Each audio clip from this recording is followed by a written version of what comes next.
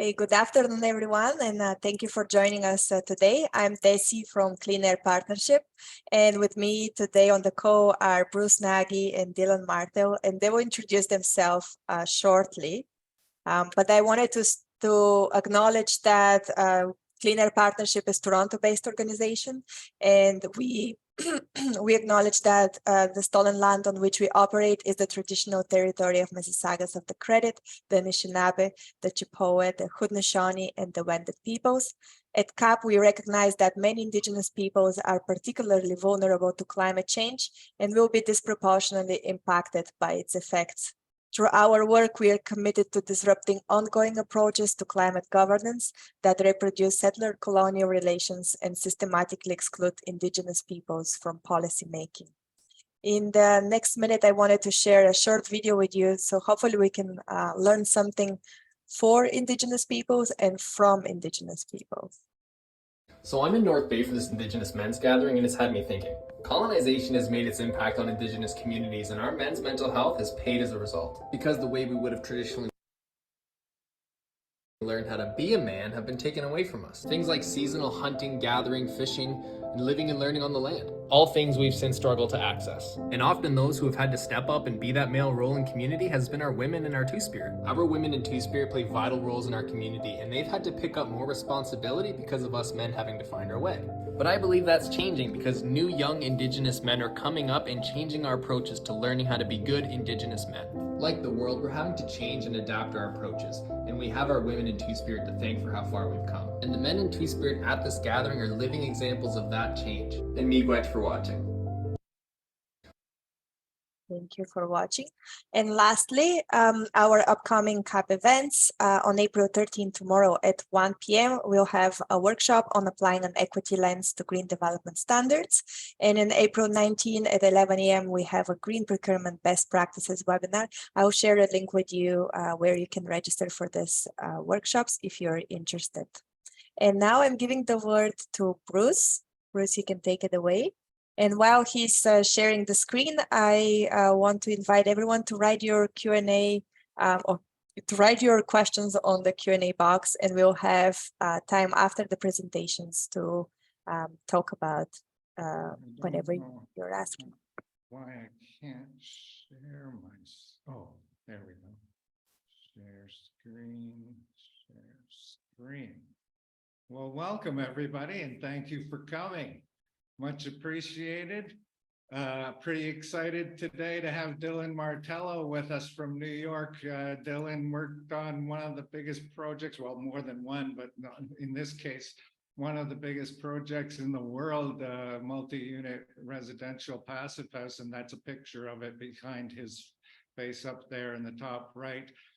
Pretty excited to have him here, and also excited because there have been a lot of good developments and bad ones. I'm going to start with bad ones today, but good developments in some of the green building areas. Buildings are a specialty of mine. I'm excited about that, and so let's just get right to it. But before we do it, I'm going to do what Desi just did and promote a few upcoming webinars in this series, which is the climate series, and it's climate solution series. So we have one next month, late in the month, on batteries, renewables, and microgrids in cities. That's coming up. Then after that, in the fall, we will have contemporary public space and transportation trends. So a lot of those little, privately owned vehicles that you see in the visual there. In my case, I have this it's a moped style e-bike that I drive around my town to get my grocery shopping done. Everybody's got something new. And then in the fall, I'm still, we were promoting Professor Peter Strachan. I'm not going to say why there's been a delay, but there's been a delay, but I am confident now that that's going to happen likely in November. So today, Dylan and myself are going to talk about these topics. So as I said, I'm going to talk about the bad news first. Unfortunately, my usual upbeat self is going to have to wait until a few screens in. I'm going to give you the climate science update. I'm going to give you some developments in geopolitics and social media, and then I'll talk about some great developments in the buildings. And Dylan is going to talk about the principles of multifamily low carbon buildings. And he's going to then focus on Sendero Verde, great screens, I've seen them, and some decarbonization code stuff happening in Massachusetts and in New York. And who is Dylan? Dylan's great. He's a senior building systems consultant. He's focused primarily on advanced green modeling, passive house design, and building performance analysis. And he, as I said, worked on the Sendero Verde. He was a passive house consultant. And it's a 709 unit structure in Harlem. And he has a lot of other stuff in his portfolio, like he's the part of a podcast called Buildings and Beyond. And so please welcome Dylan Martello. Okay, who am Bruce, I? Sorry, go ahead. sorry to interrupt. Maybe you want to do a play, and so that we see the presentation on the full screen. Oh, thank you. No problem. You. Oh, there we go. Sorry. Who am I? Everybody who's been on this before has heard this ad infinitum, but for those who are new, I'm a columnist, I'm a speaker, I'm a consultant, and I write lots of climate change articles. I have a book called The Clean Energy Age, and another one looks like is on the way. Just talk about that today with publishers. And I'm excited about an article I had in February in Corporate Knights magazine, and some of the material you're going to see today comes from that article, and I'm usually hesitant to talk about it before, but not so much after it's been published. So there's the link if you want that one. It's all on big buildings that are green. So if you need that for your case studies, you can use that link to go and get it. So what is the bad news? What is making Bruce sad? Well, the bad news is that some of the records we're breaking are way too early. One of the people who is working with me on my book is a climate scientist who sent some of his passages from actually Antarctica on a research vessel, and he's not very impressed with what the world has done. Big chunks of ice breaking off all over the place. So both poles in Greenland are melting at record rates, unprecedented ocean surface temperatures. Ocean currents like the Gulf Stream now have anomalies, spikes, as we all know, in the incidence of heat waves, droughts, wildfires, floods, mudslides, killing thousands of people. Lots of places for you business people out there are uninsurable, or I guess for regular people too, or insurable at very high cost now. Here's a graph, and I guess this little, can you see my arrow? I don't know if you can see my arrow. This little thing is giving people heart attacks and keeping them up at night, because this is like the highest it's ever been in the ocean, and the ocean is the most important thing when it comes to measuring how badly we're abusing our Earth. Millions of people are already dying from air pollution, something that doesn't get said very often, but it's a fact. And within a few short years, thousands who are dying from extreme weather might become millions. You never know. Certainly there will be migrations, and certainly there will be lost property. And there are more and more people actually getting killed in the floods and in the heat waves. The global economy will be severely disrupted. It already has been. Widespread food and water shortages could increase. Well, I shouldn't say what widespread could increase. Food and water shortages could become widespread, and increasing violence could even happen between humans. It already does take place with regards to some of the water courses, the rivers in some places. And even the conservative mainstream media is now running climate change as the lead story. I get them every day in my inbox. But the scientists still keep adding, hopefully. There's still time to stop the damage, push beyond the points of, prevent us from pushing beyond the points of no return, but the window is closing. And we do have a role to play, and that's what this webinar is about. It's about you action people who are working in the cities. What are you doing? Well, you are doing something. You're doing a lot, actually. But I will fire a critical arrow and say sometimes local governments can be slow relative to the ramp up that we need to hit global targets, which I guess from a bureaucratic point of view are sometimes unrealistic, but still there is a gap there. And sometimes even the city's own targets are missed, although I was talking earlier about how most cities are pretty competent. National and state and provincial governments, they're even worse. They're slower. They're worse. Very good at politics, I guess, and not so much at action. Are energy companies on side? Well, I think a lot of the wealthy status quo oil and chemical firms are doing the opposite. They're doing whatever they can to stop, slow, or reverse the shift. In the States, it would be like the permitting of renewables. In everywhere else, it would be like the social media campaigns, the disinformation campaigns. Dylan knows about the Kathy Hochul, the governor of New York, who tried to weaken these very hard-won climate laws recently because she got this huge donation from the fossil fuels companies. Who else? But she had to walk it back because the environmentalists all sent her letters. That didn't work out very well for her. So she hasn't. But it's an example of what's going on, and the social media is no better. Tons of disinformation, happening on social media. And sometimes it gets worse, sometimes it gets better, but I don't know. Anyway, it does depend. Can we save ourselves? It depends on ordinary people, and it depends on cities. As I said, the national governments, especially the largest ones, are more reactive. They don't seem to plan as much for the future, except for the future politics. As long as their their coffers are being filled with taxes, and as long as for the wealthy corporations with monthly bills, and donations for the politicians, they're not motivated to move.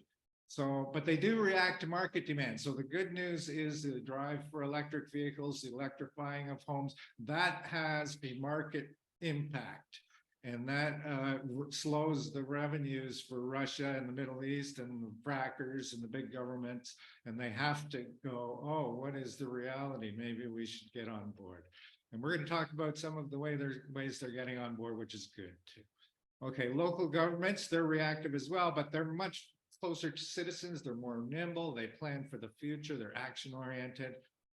And I guess the big picture is that electric vehicles and solar rooftop and batteries and renewables, those have simple, viable commercialization models. So consequently, they are leading the charge when it comes to the shift. So now we need the same thing to happen with buildings. We need to find ways to make them commercialized little modules and simple to understand and less complicated. And buildings are complicated. Well, here's the energy use expressed as emissions. Okay, so buildings, there's first of all, there's the building materials and construction, that's 11%, and then building operations about 28%. And in some of the cities, it's even higher. I heard a number of 70% for New York. 70% of their emissions were caused by buildings of one kind or another, whether that's industrial or residential. Someone challenged me on that, so it might be a bit less, but it is for many cities I've read, more than half of their emissions are coming from buildings. And it is a complex puzzle for a building. There's the retrofits, there's the every building seems to be a custom job. They're all built differently. They're all added to differently over time. So it's a big discussion all the time. How will we legislate this? How will we fix these buildings?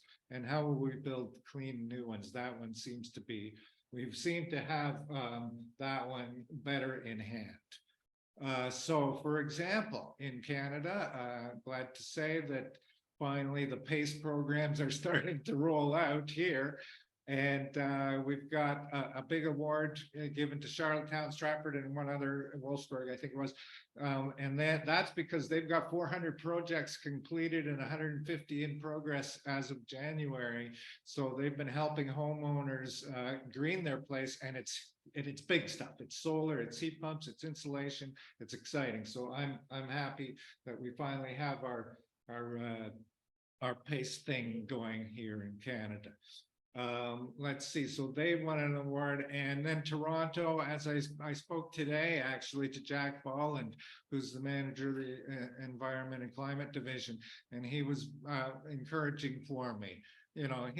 I guess he was to some extent bureaucratic, but he was and political, careful what he said, but he did say that the Ontario provincial cabinet ministers are still supporting the Toronto Green Standard, and the Toronto Act in some way makes them insulates them from what we know is happening with the provincial government, which is basically urban sprawl. They're supporting urban sprawl.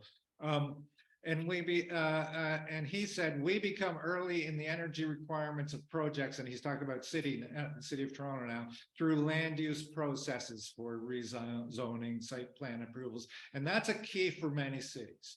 You are in charge of your land use processes. You are in charge of site plan. You are in charge of rezoning applications. That's when you need to make your mark, as it were, on what the energy decisions are going to be.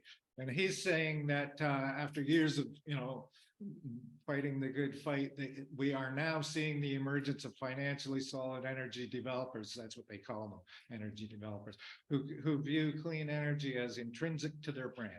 And their architects are also starting to worry about reputational damage, and they want to design buildings for 120 years, and they want to be seen as designing them that way. And he said, we think heat pumps are going to become like electric vehicles. They're just going to be the obvious purchase.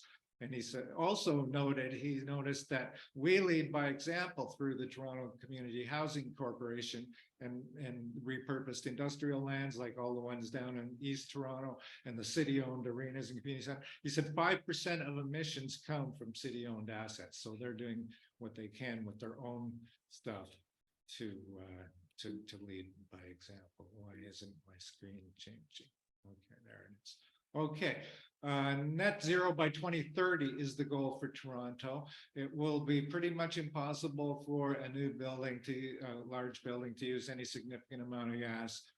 They're at green TGS 4 now, which was approved unanimously last year.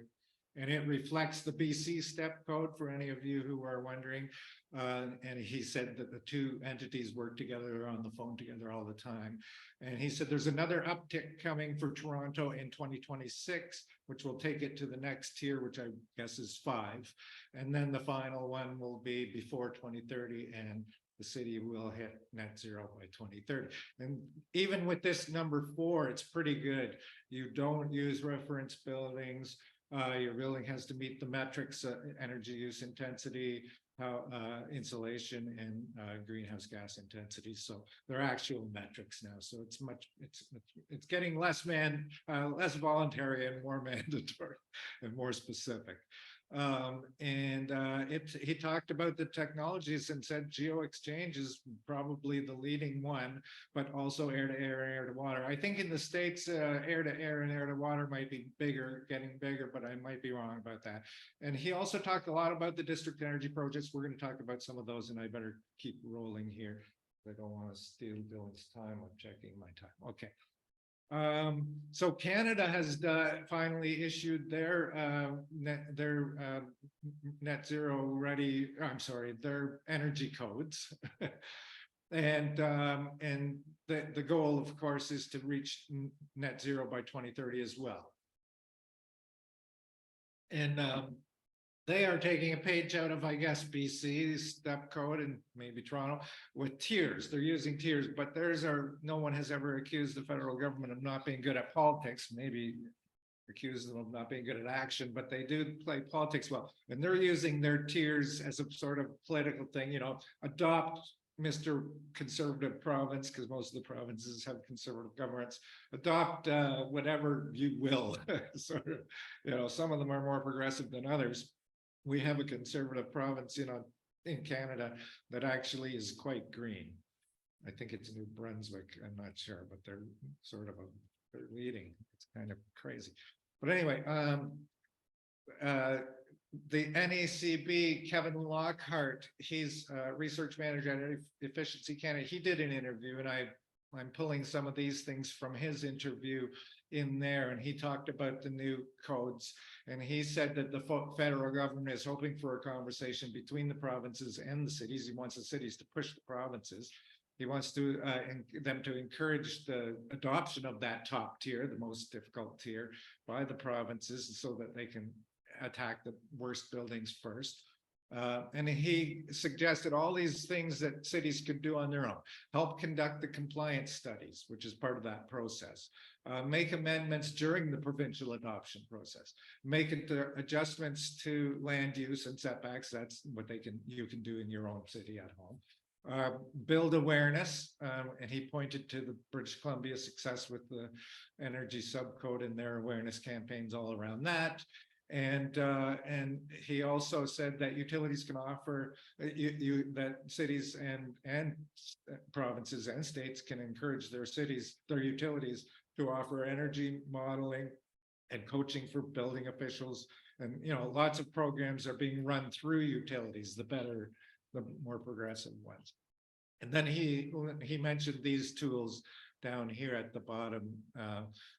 Some of them is money. Like, that's one thing the federal government in Canada does do well. They set aside money, and if you apply for it, you will get it probably, especially if you're a city. So apply for the FCM stuff and apply for the acceleration funds. That's something that cities should and can and are doing in Canada anyway, also in the state, more in the States maybe.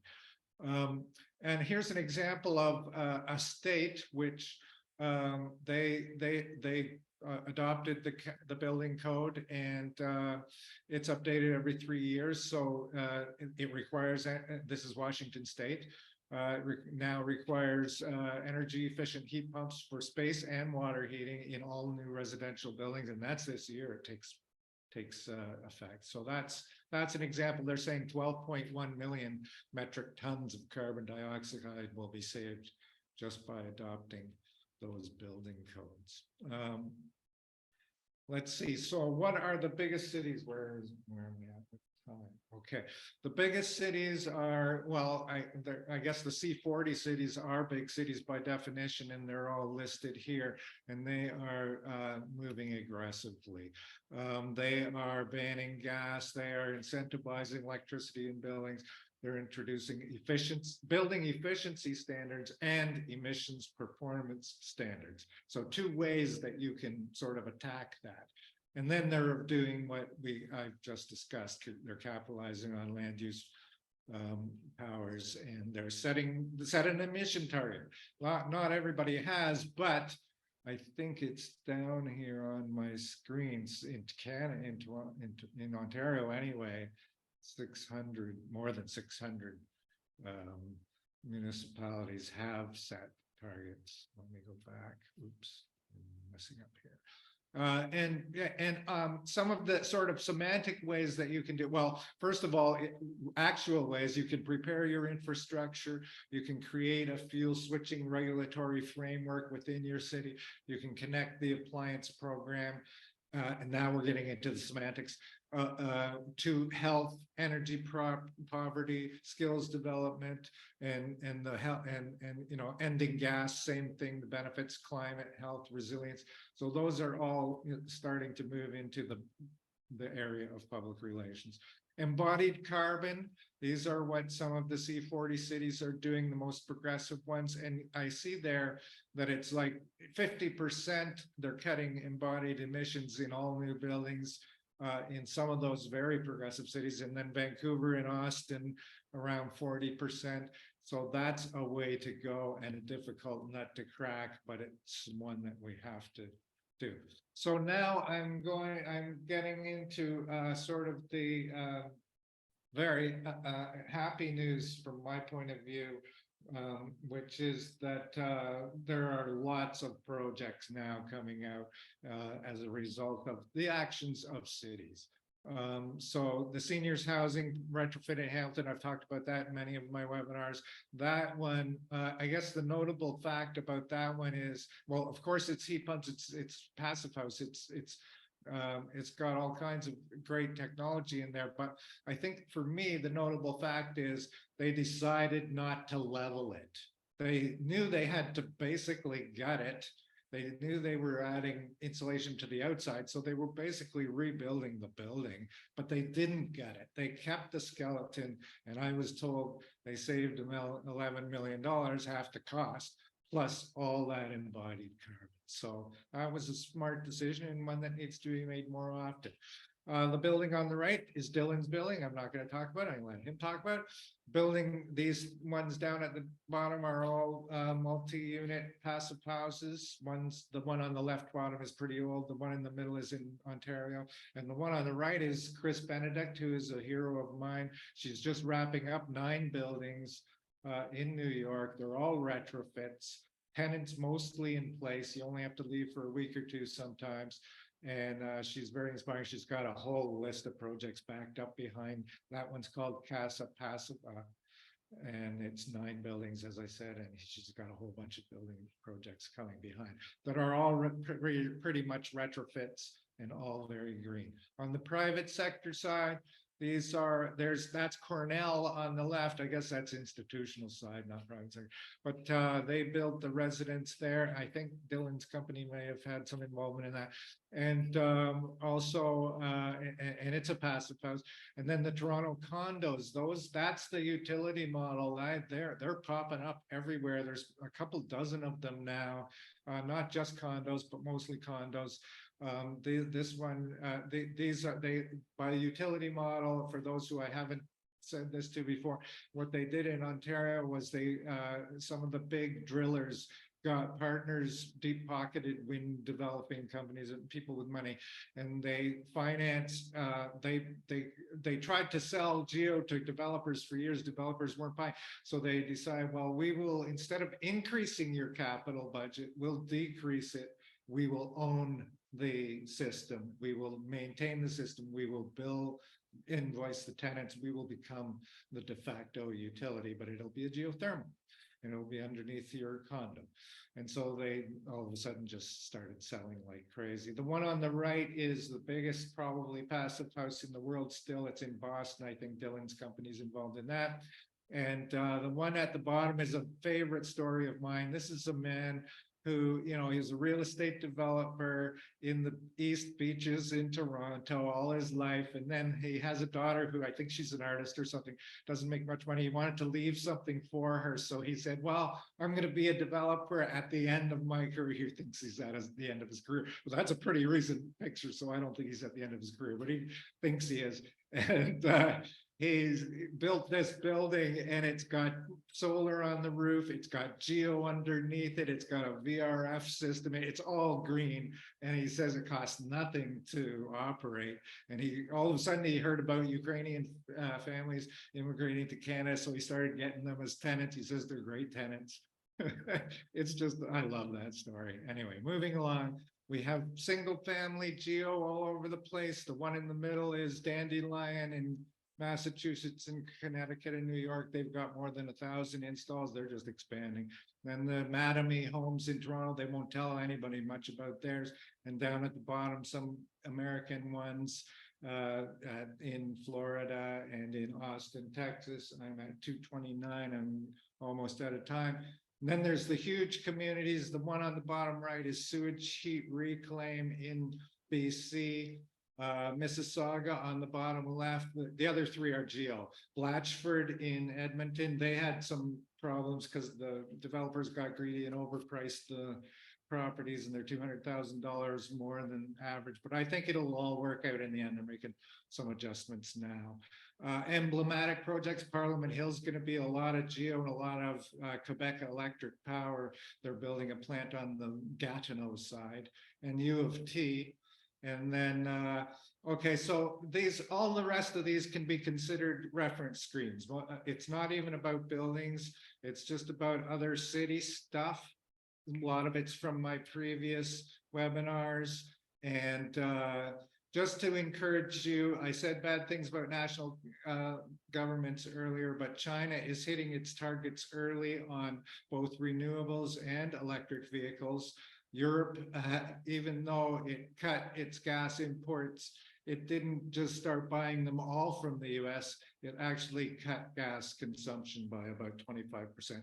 And the US itself is doing great things, as we know, with the IRA, Inflation Reduction Act. And again, I have some screens from the Infrastructure Act. And we are done. And so, oh, now I'm gone too far. Let me go back. Desi, will you please switch to Dylan Martello from Stephen Winter and Associates? Thank you. Dylan, take it away. All right, I'm going to share my screen here.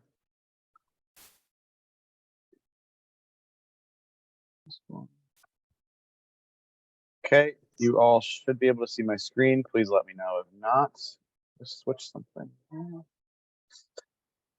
Okay, so yeah, I'm going to dive in. Just quick outline. So I'm going to talk a bit about principles of low carbon multifamily design and really in the framework of a project that has done it successfully, Sendero Verde in East Harlem, New York.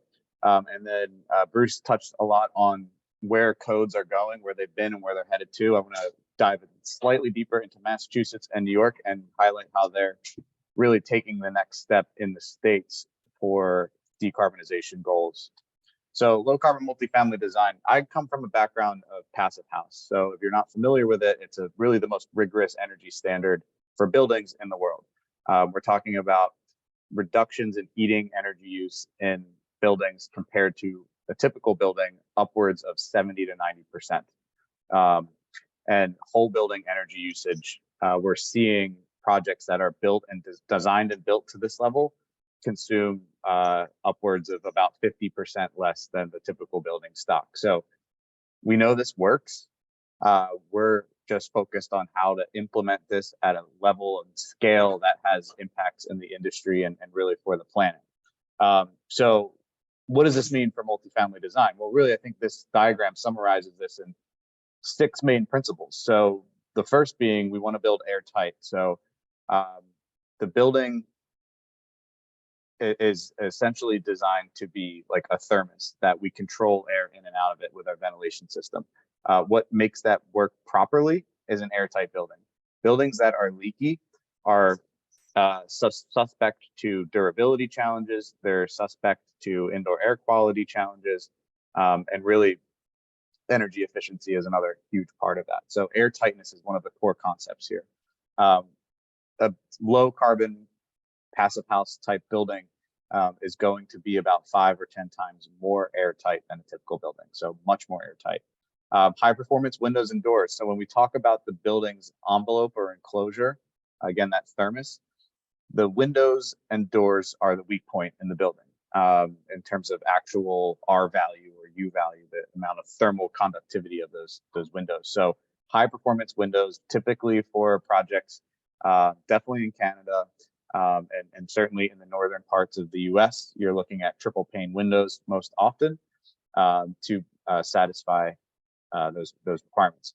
And then when we talk about the insulation in the building, the insulation plays a huge role in creating that thermos, and having continuous insulation with what we call thermal bridge free or thermal bridge mitigated construction. So in other words, if you have a big steel beam running right through your insulation, that's a problem. That's essentially hurting all of the insulation's performance benefits because it's a conductive heat flow path for heat to just leave the building or enter the building. That can also create building durability problems. So this is a big part of low carbon design, is eliminating those and mitigating them as best as possible. Then on the ventilation system, so this is the lungs of the building. So it's uber critical that is designed, built right. And not only are we ventilating the buildings 24/7, 365, we are also, one, providing balanced ventilation, so equal amounts of exhaust air as you are supplying to the building. And this helps create a sort of has efficiency and health benefits. It's filtered fresh air, And the air that's exhausted from kitchens and bathrooms typically you're recovering usually about 80% of the heat that is in that air and transferring it over to your supply air and sort of preheating that air. So you're reducing the load on your actual heating system and cooling system. Domestic hot water is a big part of multifamily low carbon design. And honestly, this is the one nut that I think we are still trying to really crack and figure out how to do right. There's a big push for all electric domestic hot water design now in the markets that we work in. But really it's a lot of new technology that's just now being implemented. Domestic hot water is probably 30 to 40% of the buildings, of a low carbon building's energy footprint. So we still have work to do on bringing that down, but we have certainly worked to create tools and design principles to help reduce the energy impact of those systems. And then lastly, efficient lights and appliances. Those are critical as well. So we're going to speak in the framework of the Sendero Verde project. So I want to highlight, there are success stories out there, and there is that light at the end of the tunnel. And we want to try to break down barriers in the industry for both the design side of the industry and the construction side to show, here's the challenges we went through and worked through, and we want to highlight how we got through them and really show how this is done. So this is the project. It's in East Harlem, New York. So for those familiar, there's a snapshot here on the right. And there's really 3 buildings. Also, if you can see my mouse cursor, there's building B South here. B North is sort of this middle one. And then the big tower is a 35-story tower that is the A building. The 2 B buildings, B North and B South, have been certified to the Passive House International Standard. They were certified last year. And the tower, Sendero Building A, which is expected to finish construction at the end of this year and hopefully be certified by early next year, is what we call design certified or pre-certified. So in other words, it's been designed to meet the Passive House standard. Now we're just in the process of verifying that the construction work is up to that level. So yeah, when we talk about Passive House design for this building, what does it actually mean? So let's start with the airtightness. So as I mentioned before, the buildings that we're talking about, Passive House developments of this scale, are generally about 5 to 10 times more airtight than a typical building. The way we measure that is oftentimes for air leakage, we measure what's called the whole building airtightness measured in air changes per hour at 50 pascals. So this is, in other words, what percentage of the volume, or this is represented as a number, 1 being 100% of the volume, how much of that air leaves the building just from air leakage in 1 hour at about a 20-mile-an-hour wind is sort of the proxy. If you can see here, B North and B South, 0.40 and 0.42. So about 42 to 40% of the air volume in those buildings leave via air leakage in an hour at roughly a 20-mile-an-hour. We have yet to test building A. That will be done when the project's complete at sort of early next year. But a typical building will have anywhere from 3 to 5, sometimes even up to 10 air changes per hour at 50 pascals. So, this is a huge part of a successful building. Moving on to windows. So as I mentioned before, triple pane windows is common in the northern US for a Passive House building. So in the B building, there was UPVC windows, triple pane for the B North and B South. And then on the tower, they're actually using an aluminum window system, but it has a really good thermal break system in there. So that really improves the performance of the window. When we're talking about the insulation strategies, so the B North and B South use the EFA system. This is an exterior insulated finishing system. It's a very simple system to actually sort of get right. There's not a lot of structural attachments needed for it. It's simpler in that regard. And we were able to get either 4 to 6 inches of thickness in that insulation in order, depending on the building, is why there's a range of thickness. And then on the tower building, it's actually brick. So there's 3 inches of exterior mineral wool in the brick cavity on the outside. plus insulation in the interior cavity to bolster the R value of the wall. But really the key thing here is that on every single floor, there's a metal angle that supports the brick and holds the brick up. And those metal angles typically are not dealt with from a thermal bridge standpoint. And there's systems that were used at the Sendero Verde project are thermally broken standoff shelf angles. So they essentially allow insulation to actually get behind the metal before it allows all that heat to enter the building. Central ventilation systems for this building. So there's rooftop air handling units or energy recovery ventilators that recover about 80% of that heat in the exhaust air. And it's a balanced ventilation system. The hot water system on this building is actually nothing extremely special. It's kind of par for the course for most large-scale multifamily developments in New York. It's a central system with hot, recirculation, and that's common. So there was a lot of attention paid to how do we ensure that the design of the circulation piping is efficient. You know, how are the plumbing stacks and the apartments laid out? That was a big part of this. But as far as the heating, it's just the central gas-fired condensing boiler system. And then lastly, for lights and appliances, all Energy Star appliances, all LED lighting. That's nothing really new or fancy, but it's kind of just part of the process now for building a high efficiency building. So how does this all translate now with the where energy codes are going? So this is an example of a building that started in the mid 2010s, about 2015 is when we got involved, 2016, and is now sort of wrapping up construction and finally getting occupants in the building, and we're starting to get data. So that's breaking down those barriers for code officials to say, you know, these are the types of projects that show we can do it. So what does this look like for new codes? So let's take a look at Massachusetts, because this code that recently was introduced and adopted is probably the most progressive code, I would say, in the States from an energy and building standpoint. So this is just sort of an article that was published earlier this year, kind of just summarizing how this works. So essentially, you have entities like IECC that sort of develop model codes, and then states and countries and municipalities essentially adopt those codes, and they choose how far they want to go. So the way Massachusetts works is the majority of municipalities are what's called under the base plus stretch code. And that's essentially saying you need to do everything in the base code, but we're going to make you go a little bit above and beyond that. And just for points of reference, they make you go about 10% on like greater than or sort of better than what would otherwise be required in the base code. But now there's also a big push for the cities, including Boston and around Boston, to sort of join what's called the specialized opt-in. And this is more moving towards like a net zero base code. So there's a great resource published by the Massachusetts Department of Energy and Resources, DOER, with technical guidance on this stuff. And this is where I'm sort of pulling this information from.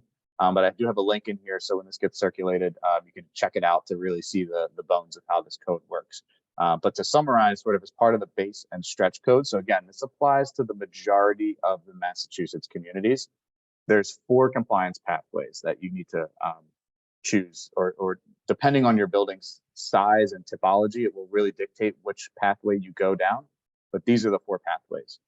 Prescriptive and relative performance are pathways that I'd say have sort of been there before. They modified and updated them. But really the new ones are targeted performance, or TEDI, and certified performance, which is passive house certification or a certain PERS rating.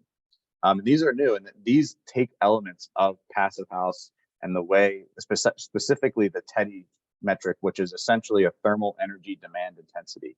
It's essentially how much heat and cooling on a yearly basis does your building actually need to operate, and you need to hit certain metrics, and that's the way this code is set up. So it's very progressive, nothing like anything done in codes in the past. This specialized opt-in, as I mentioned before, goes sort of another step beyond that by requiring certification for residential buildings, for passive house, or a certain PERS level. And for commercial buildings, essentially what this means, kind of kind of going through the weeds here, is that if you have fossil fuel in your building, or one, you either need to be all electric, or if you're not all electric, you need to be pre-wired to be all electric, and also have renewables. So it's essentially incentivizing all electric design, or putting this caveat that if you have fossil fuels in your building, you're going to need to add renewables and be prepared to electrify in the future. So that's Massachusetts. New York, I'd say, is following that trend. It's set up in a slightly different way, and these are the sort of existing laws that are relevant to low carbon building design in New York City in particular. Local Law 87 has been around for a while now, 10 plus years, and it's really just buildings that are large need to report how much energy they use. That's like kind of the first step. Local Law 97 went the next step further. So this is just recently passed and now being implemented, where once 2025 hits, carbon fines will be given to buildings that do not meet a certain carbon cap threshold. So not only do they have to report their energy use, now they also have to report their carbon use using law determined carbon emissions factors. And if you don't meet that threshold, you're going to have to pay a fine yearly. And those fines go up, or the thresholds get more stringent on like a 5 to 10 year cycle. And ultimately the goal is by 2050 to really have a carbon neutral building stock. Local Law 32, I'll be running short on time, so I won't talk about that. Lastly, the last one here is a fossil fuel ban. So again, depending on building size and whether or not, there are some exemptions in here, but really the goal is New York City is committed to decarbonization in their buildings and really getting to an all electric based system. This is not easy to do. I don't want to underscore that. I know how difficult the technical challenges are, but we are the people that need to figure out how to make this work. So that's why we do this. This is just a screenshot and a link of how Local Law 97 fines work and how they sort of are ratcheting down. So the orange line shows the cap and how it ratchets down over the next 30 years, and the green bars are where your building's at. And when green turns gray, that means you're over the threshold. That's the fine you have to pay. And really, the codes are getting more stringent. So, the base code in New York State is actually getting more progressive now, where the last code cycle, which is currently in effect, architects and design teams had to account for all of these thermal bridges in their buildings, basically just say, here's how much thermal bridging we have, but we don't have to do anything about it. Just hear how much it is. Now you have to say, here's how much thermal bridges we have, and you have to mitigate it. So there's now this level of actually doing something to address efficiency in buildings with respect to thermal bridging.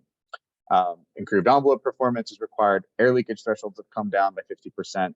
Fossil fuel is still allowed, but you have to kind of trade those off with more efficient technologies in other parts of the building, really incentivizing all electric design. So we are moving towards, I'd say, a much more progressive code in New York. And this New York City will likely ultimately adopt the stretch code, which and the rest of the New York State will sort of follow suit, where essentially you're going to have to hit a site UI target. So just like Bruce mentioned at the top, building code officials are moving towards actual performance in buildings being measured, and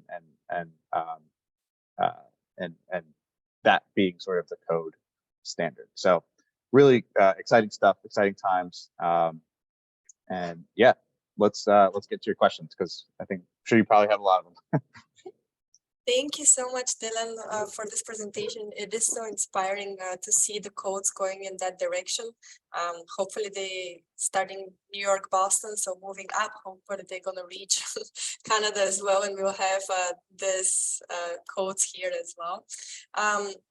There is, I encourage everyone to ask your question in the Q&A box. Also, if you want to ask it verbally, you can raise your hand and we'll unmute you. And one of the first questions, I think there's one of the questions is there an incentive for developers, or in this case, was there like a pushback from developers on the codes? Yeah. That's a great question. So on the incentives front, yes, the incentives have been around in different mechanisms, different ways, and how you get incentivized for low carbon, especially pass fail design in New York City and Massachusetts. Also, Pennsylvania was a big part of that. Connecticut, particularly for low-income housing tax credits, that sort of kick-started the passive house kind of blow up. Like, in other words, the major growth that we've seen in passive house for multifamily design, incentives kick-started that over the last 5 to 10 years. Now we're getting to a point where like codes are starting to mandate basically that level. So it's interesting because I'm sure there'll be a bit of an overlap period where you will still get incentives for doing, passive house design, but it's also like now kind of code required. So does everyone get incentives then? That's so, honestly, really what I'm getting at is that I'm sure that incentives will be phased out over time to an extent, or incentivized an even higher level, like net zero, truly zero energy design. And as far as pushback is concerned, I think, as expected with any, major regulatory development in a state, it had its fair share of feedback and pushback, but ironically, the pushback came from both directions. So it came from the direction of, yes, this is too hard, we don't want to do it. But it also was kind of the other way, like you didn't go far enough. And it was actually probably more pushback on that front in Massachusetts, that it didn't go far enough to some entities and some folks. So it's kind of funny to see both sides, and it's like, well, kind of land somewhere. So this is where it landed. Codes get updated every few years. So, as it needs to get updated, it will get updated. But I think, the long and short of it is that, it's really headed in a direction to shift our thinking of how we comply with code and really shift that towards focusing on decarbonization. Let me jump in there. I asked the same question today, Jack Bolland in Toronto, and he said, well, it's been going on for a long time now. So at the beginning, of course, there was huge pushback. But he said over time, because we use the tiered system, as we phased it in, people are getting more and more accustomed to it, and some are building their brands around it, right? And other people are just simply retiring. So, yeah. So we are moving in that direction. I'm going to move to the next question, which is, what can you say about embodied carbon, and is New York City limiting that? Yeah, I'll take this, or I'll start with this one. Embodied carbon is something that there's a lot of talk about now, and a big push to, I'd say, the big push in the design industry to start to try to account for it. And really what I mean by that is like calculating how much embodied carbon our building has. We understand the principles, right? Concrete and steel, which make up the majority of the building's volume and weight, are the biggest. They're probably 70 to 80% of the new building's embodied carbon. So as Bruce mentioned at the top, one of the biggest steps to addressing embodied carbon is to try to understand if retrofitting buildings is an option. So a good example of this is the Hotel Marcel project in New Haven, Connecticut, which did this, and they've seen substantial embodied carbon achievements by just reusing an existing building and insulating it and getting it to the level of energy efficiency it needs. So that's really the biggest step. There is very much still a learning curve happening though within the industry, even myself, in terms of how, to actually measure this stuff and what tools we have. More tools have been released in the last few years, and they are sort of adopting, but it's still early days in terms of how it gets accounted for. And it's really at this point, I'd say, not regulated though. Maybe 5 to 10 years from now will be.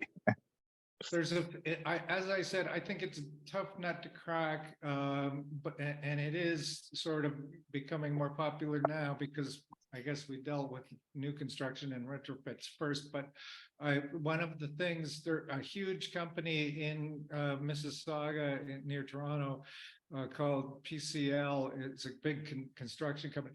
They, along with some people at Future Cities, started to design some software that helped them use that they could use during both the design and the construction phase, that they could actually track all their embodied carbon. And I think that's encouraging. Another thing that's encouraging is the materials themselves. As you said, Dylan, it's concrete and it's iron and those kinds of materials. Well, all of them, we're seeing some progress for the greening of those materials. Now, some of it is greenwashing, but some of it is actually happening with arc furnaces, and some of it is actually happening. They may even someday get to green hydrogen that they've been talking about for decades. They may even start actually using green hydrogen to make concrete and steel. And certainly there's some electrification of those heavy industries. It's at least in the conversation a lot more. If you go into the heavy industry trade press, you'll see that they're talking about the greening of their industry. Now, whether it'll take decades, I don't know, but yeah, there's some encouraging things. Thank you both for jumping on this question. And we did share in the chat some resources to help with embodied carbon analysis in Ontario. There is for Part 9, there is the BEAM calculator, and we share a link to that. I'm going to move on to the next question, which is roughly what is the payback time in lower energy use for the extra cost of passive house construction? Dylan, probably that's for your question. Yeah, so the payback, the actual payback period is a little bit more challenging to pinpoint a number on, because we're still at the point where we're collecting data on how much how much these buildings are actually using in terms of energy use.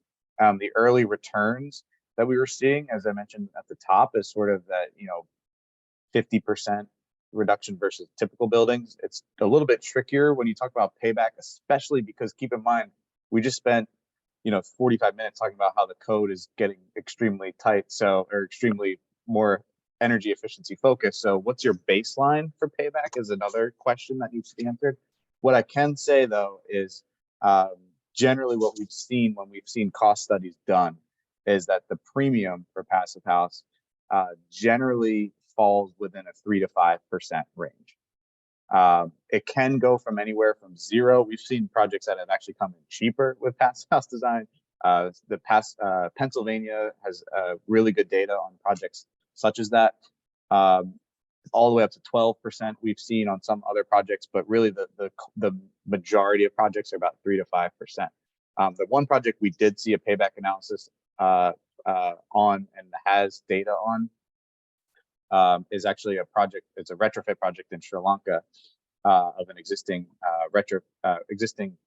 manufacturing facility, and the payback for that was actually in the order of, I think, 10 to 15 years. So gets a little bit more challenging to pay back when you, I think, with multifamily start to electrify domestic hot water systems in particular, just because the sort of business as usual case is fossil fuels are generally cheaper. But you have to think about how that's going to project out over a 30 plus year cycle. So yeah, so it's not a great answer, but I wanted to just highlight that's where we see the premium at least. Well, and the thing too, I think that you have to, like, when I first started doing clean journalism was almost 20 years ago now. I hate to date myself, but anyway, at that time, to build a passive house was 20 or 30% more. And over the years, every time I interviewed an engineer, I asked the question, or a developer, how much does it cost? How fast will it pay off? And so on. And it kept going down and down and down. And you alluded to Pennsylvania, and what's the guy's name? I forget his name. Probably Tim McDonald. Yeah, He's got good data. Yeah. What they did was they put it in their, they had a financing corporation of Pennsylvania, and they said, we're gonna now you're gonna get more points if you're going to a near net zero or whatever, right? So this sort of forced a lot of people to try to at least propose projects that were gonna be cleaner.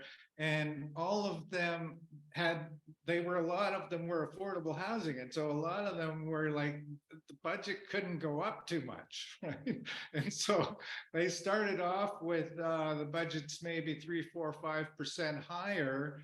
And then in the second year, I think it went down to 1% or less.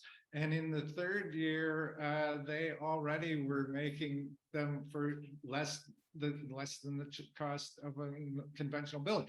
Now, there's a lot of ifs, ands, and buts with those statements I've just made, okay? But the bottom line is it's a learning curve. And the other bottom line is it's a technology. So technologies tend to drop in cost as there's widespread adoption, like an electric car, like a battery, like a solar panel.